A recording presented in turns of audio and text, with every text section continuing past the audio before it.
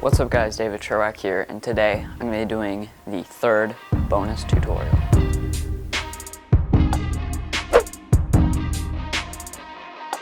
Alright, so in this bonus tutorial I'm going to be doing a trick that was suggested by Android234 in the comment section of last week's video. And what he suggested is a Ken grip scramble. So last week's tutorial was a scramble, which is this: you hold the tama, do this little string motion.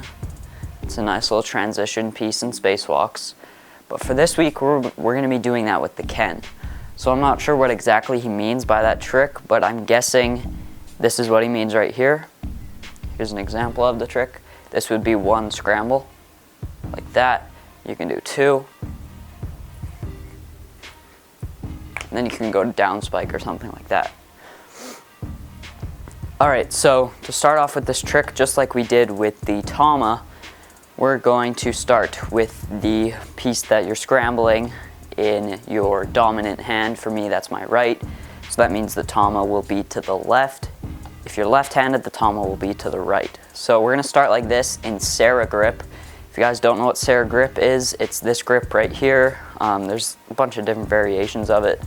But if you know how to do moshikame, then that's what this grip is, Sarah grip. So the big cup is going to be facing up.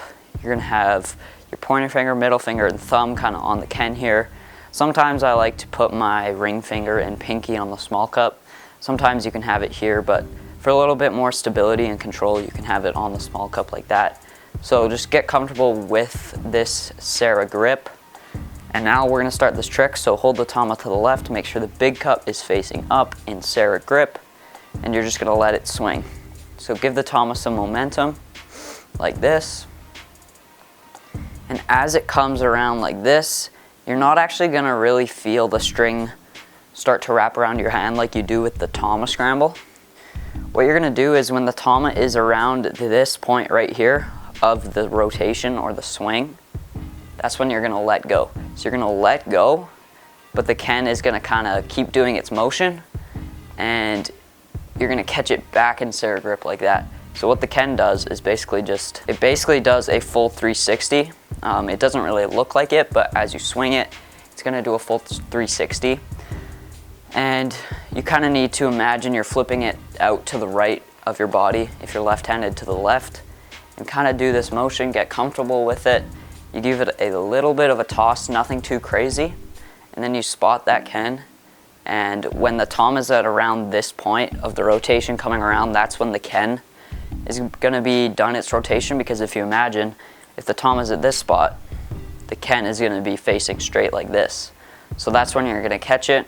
So throw, catch when the tama's around here, and then from there you can keep the momentum going, and you can go to big cup. So it would look like this, keep the momentum going, go to big cup, or you can go straight to down spike, like that. There's a bunch of things you can do with it. You can even keep going like that.